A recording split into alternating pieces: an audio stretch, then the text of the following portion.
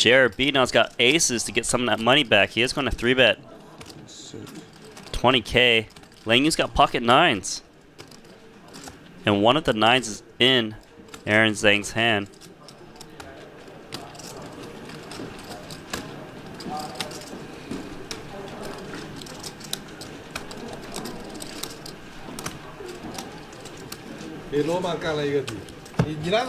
Leow is going to try to set mine here.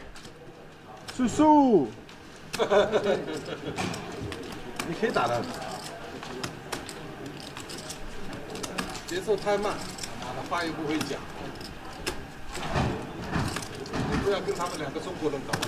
everyone has seen JRB put in like 400 million Korean won, just 5-3 suited. So definitely think he's steaming. Whoa.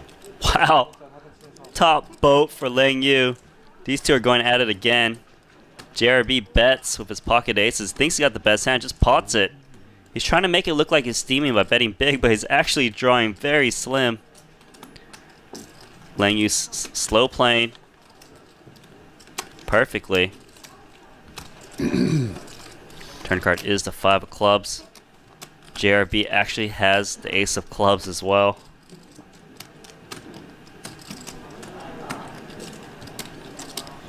He's going to continue betting. He thinks he's got Leow on the ropes. But he's actually drawing to the 2 aces left in the deck. Leow actually hit a 1-outer because Aaron Zhang had a 9 pre-flop. Where are you going on vacation? Vegas. Oh, you're Vegas. That's vacation, yeah? Yeah. Vacation. Always Vegas.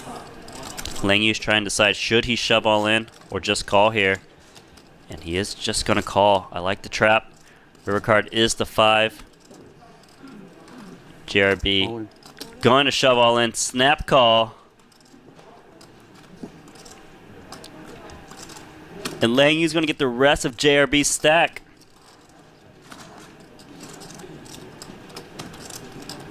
He just took about 650,000 US dollars from JRB. I mean, all of them could have been all in and like just cleaned up the table. God, I really hope it's true. It's just yeah, I don't care if I lost money to this con. It's just. I'm like the banker. Like every part I have to play, right? I mean, test the best hand. Obviously, right? It's normal. Someone has to test the hand. It's like the banker, you know, in a casino you have the banker, like someone takes you, spins it. Ah, that's a nice flop.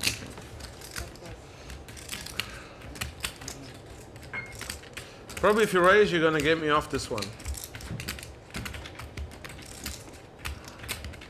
But you have to have the heart to raise it and raise it big. Don't just call. Nah, calling is stupid. Calling, you might force me to check.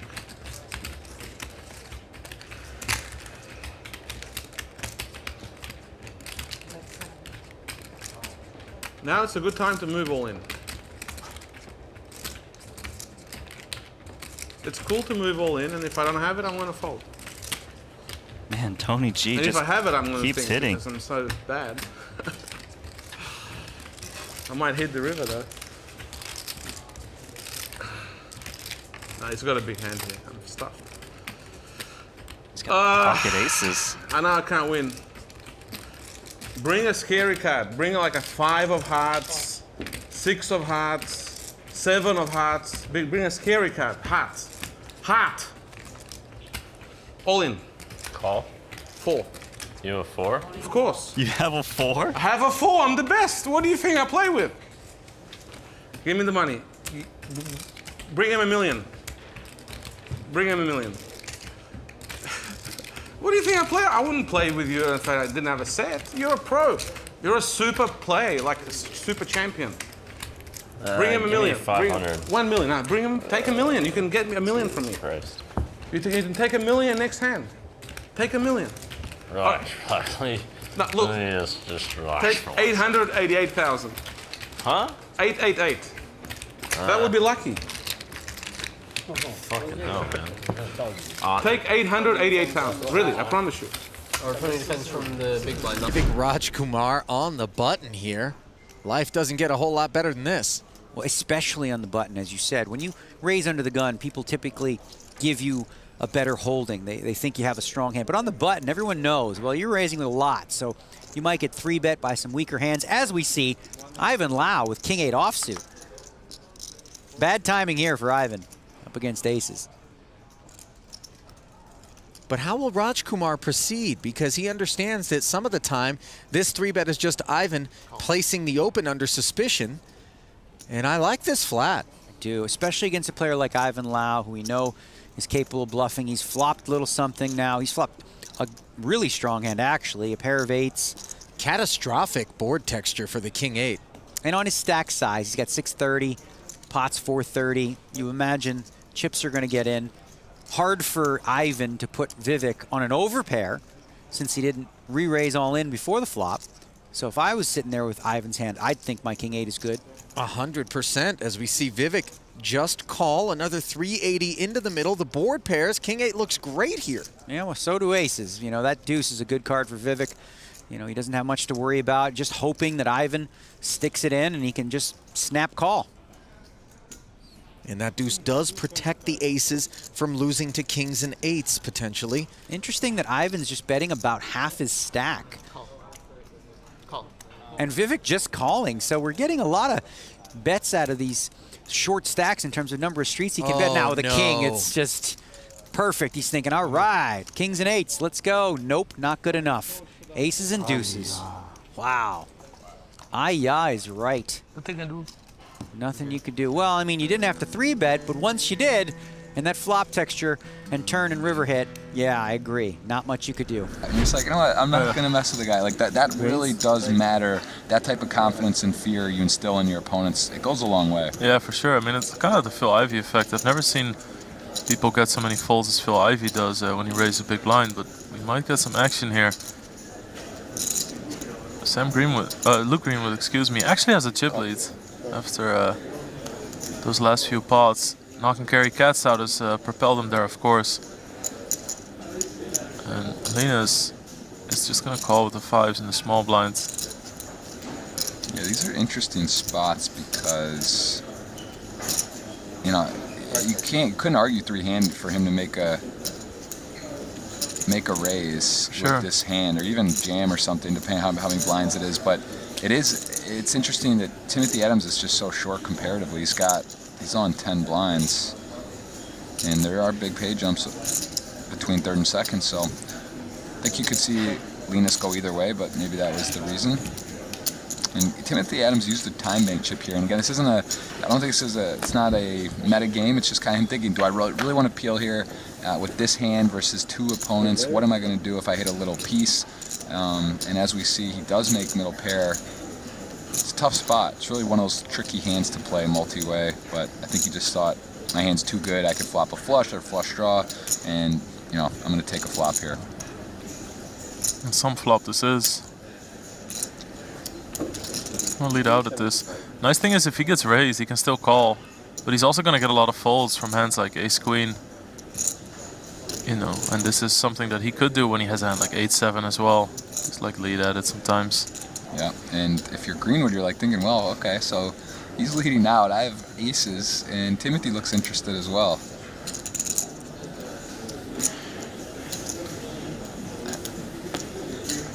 There's a lot of chips in the middle. I mean, if Adams were to move all in, he'd just double up even if everybody folds. So if he thinks there's a big chance that Linus is messing about here, I think he's going to go with it. I mean, he's just so short. He hits a pair, and if you see Linus lead with 5s, now this is a spot where he could be leading 7-8 or there are some draws, some spades. Timothy doesn't have a spade. He may just say, you know what, I'm going to go with it. But he does flat call, and this is a bit tricky of a spot for Greenwood. All of a sudden, you do have aces, but that board going to connect with.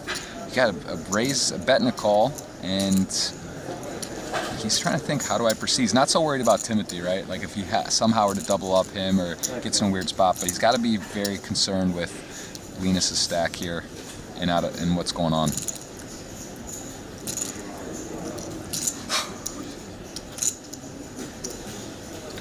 do if you're Greenwood in this spot? I mean, I'd imagine going to find a raise, but it could go on either side here. Obviously can't fold, and he is ahead, so I mean, that's not even a consideration. You have aces on a low board, but... Yeah, it's really tricky, right? Because if Adams had, let's say he had the nuts, right? The straight, or he would probably be doing the same. He's going to raise. Yeah. Yeah, I mean, I think it sort of comes down to what does he expect Linus to do. If Linus somehow had a set of fours, a set of threes, a set of sixes, would he lead out with this scenario? You got, you have Adams who's so short and may just jam. You expecting probably a c-bet from Greenwood. So it does call. And Timothy going to find a way to get out of here. What's important there is that even if Timothy Adams would have gone all in, Greenwood would not have the option. So the max that Loeliger would have to pay there is like 500 more, and he does hit the straight on the turn. What a card too. Just in case you want to worry about somehow your opponent is raising with big 2 overs and a flush draw, you get the clean of the clean. You got to know that Greenwood just doesn't have 5-7 in this spot. He, you first of all you block 2 5s, so I mean it's just the money of money cards. He's so tricky too. Like I've seen him. He has so many different ways of playing his hands, and this is going to be an interesting spot for Greenwood too. Can't love that card. He doesn't have a spade in his hand. He could put Linus on a flush draw. Just players have history. I don't know here. This is not. You see the 0% for aces on the turn. So this hand is locked up for Linus. Barring a 5 would come and they would be chopping. There's not that many 5 combinations that Greenwood's going to be up against, because Linus knows Greenwood's the chip leader. Like, what am I going to do here? Call the small blind with 6-5 suited? That just doesn't happen. So Greenwood's still going to be very comfortable. We see him firing out 1.5 million here. That's a great point. What 5s is he flatting, especially when Tim Adams has that jam stack? Is he even going to call ace-5? He blocks ace-5, but he's not calling king-5 suited. He's not calling 5-6 suited in the scenario. So it's absolutely disgusting, right? Yeah, that's it. And then you just go back to the point. Well, this is Linus, so if it's hard for him to have the nuts here on this board, and what else? Like 6-4, like all that stuff is just not there. So Greenwood has to be incredibly comfortable in this hand. He gets put all in. Needs a count. I understand the frustration. Yeah, it's also with him having no spade really does matter here, because he's just thinking what hand. Like, could he have a hand like 7-8 suited? But what do you call that pre-flop? Does he have king jack suited, king queen suited? And the sick part is that Linus is so in tune to ranges as well. And he knows that by shoving here, that's literally what he's repping is 2 5s. So there's not that many options, and his head's spinning. You can see it. It's hard to put Greenwood, any of the brothers, into this, and those time make chips. He didn't quite, Stephen Chidwick all of them in, but it's different, same way. Like, emotionally, he's ready to use a lot of them, and he's trying to work this situation out. Maybe a little bit. Why did I bet that turn? Could have just checked and then decided on the river, but he didn't want to maybe give a free spade.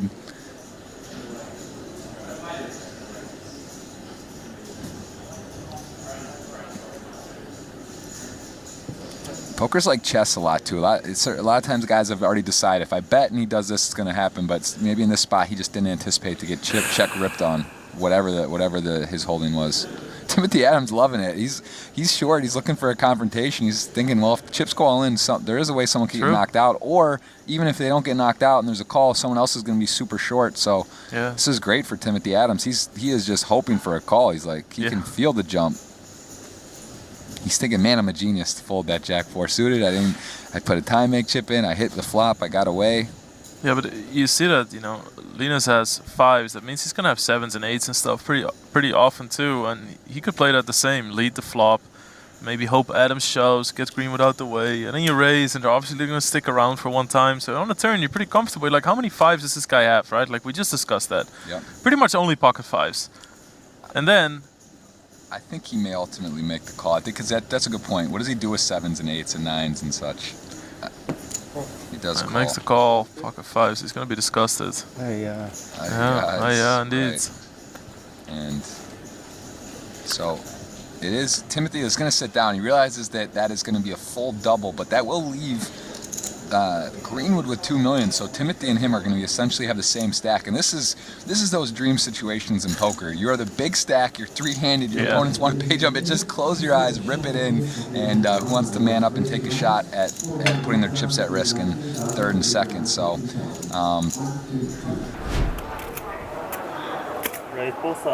Gonna make it 4,000. Chen in the small blinds got pocket kings. Wow. This is sick. They're playing pretty deep, but and if you got such an aggressive image, this is the dream with pocket kings. Greenwood's gotta love this. By your opponent. Just want to keep making 45. It bigger and bigger, so your opponent can hopefully 45. Get it all in pre-flop with you. 45,000. James Chen with pocket kings. Oh, pocket kings. This is so early in the tournament too. Chen's going to make the call. It's a little bit of safety as well as setting a trap, because if Greenwood is bluffing, he wants to keep those bluffs in there. 93,000 in the middle. Queen, queen, 10. So it might stop some betting post flop. Check.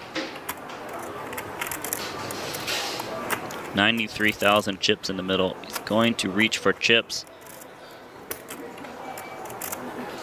Oh, he only bets 15,000.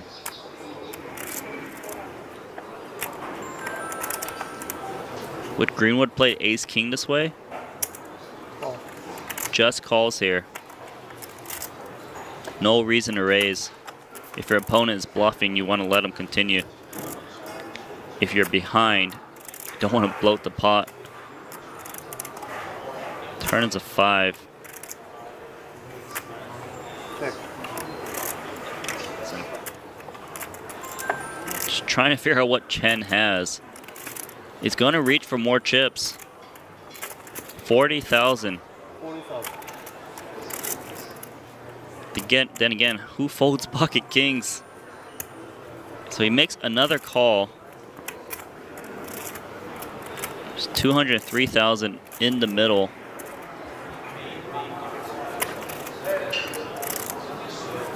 River's a king. James Chen makes a full house. He checks. Sam Greenwood, pocket aces. What a sick river card. Checks it back. James Chen's gonna show him pocket kings. That's gonna bring James Chen to the chip lead. Jiang gonna just jam her last 3 big blinds with queen deuce offsuit.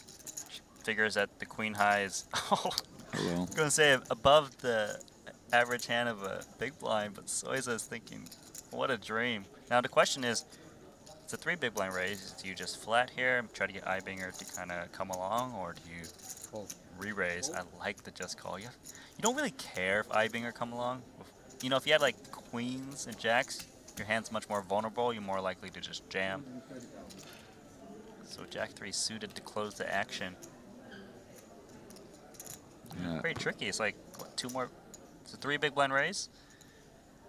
I think he might come along here. He's got position. He's got a suited hand. It's tempting. And Soyza's going to call here with a much wider range than just premiums. I think he would call with like, you know, ace 5 offsuit, for example.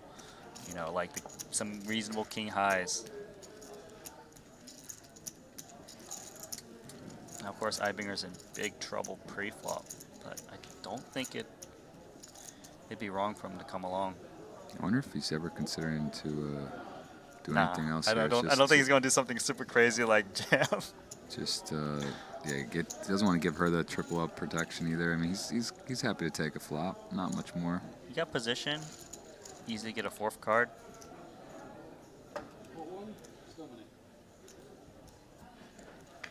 see that flop.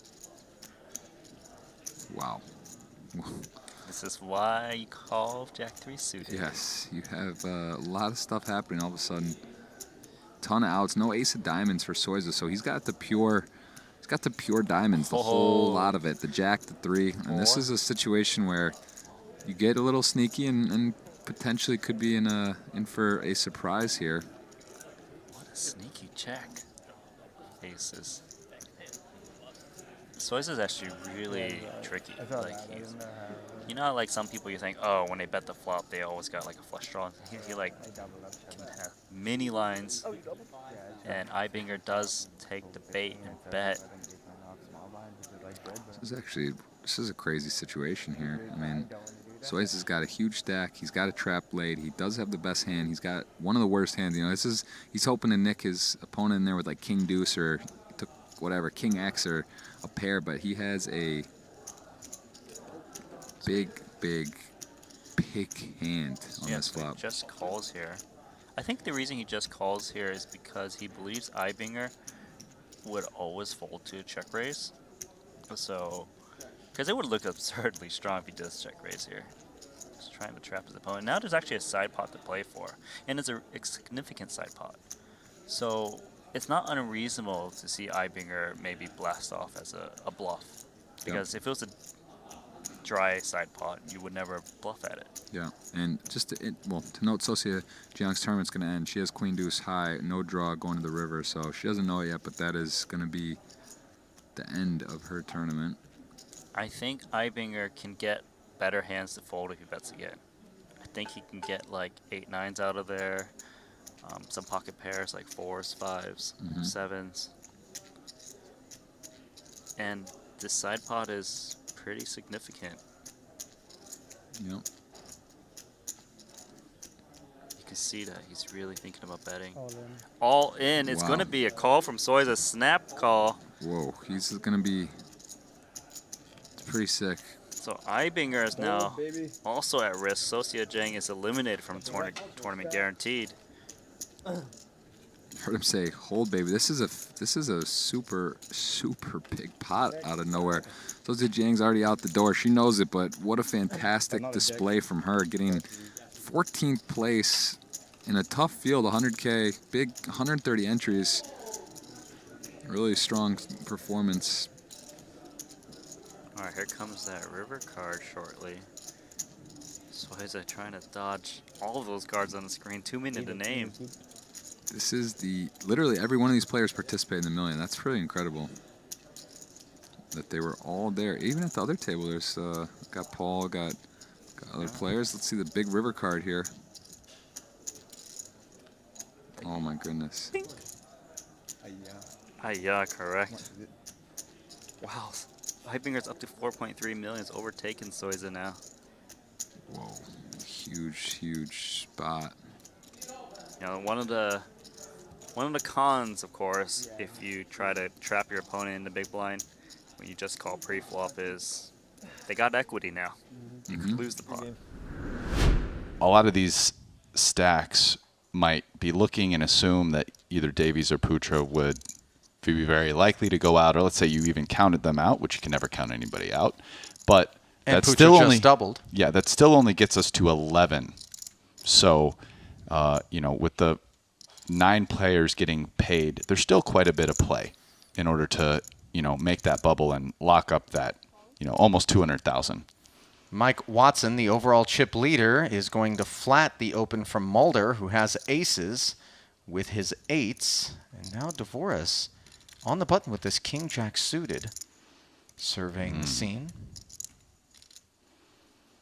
Yeah, tempting hand. He has like 30 blinds. I mean, he could be thinking here of, I mean, he's not folding. He's thinking of flatting, and he could, yes, jam. And that is music to Mulder's ears. Oh, and Kuhn, what a disappointment there. Would have loved to have played the Jack-10 suited. Instead, now Mulder is going to do everything he can to make it look like there's a decision here. Yes, just in case Watson has a hand good enough to overcall behind, which we can see he doesn't. But yeah, it's perfectly reasonable at this point to think and take an amount of time commensurate with, you know, a hand that would be more difficult in this spot to make a decision with. Is it a little unfortunate that Watson chose to flat with his 2-8s in terms of Dvoris then being tempted by the option to squeeze? Yeah, I think the flat there made it more likely that Dvoris would jam than, you know, had there been a 3-bet. But I think flatting 8s is perfectly reasonable. Oh, Ooh, wow. Look at this flop. Top set against a royal flush draw.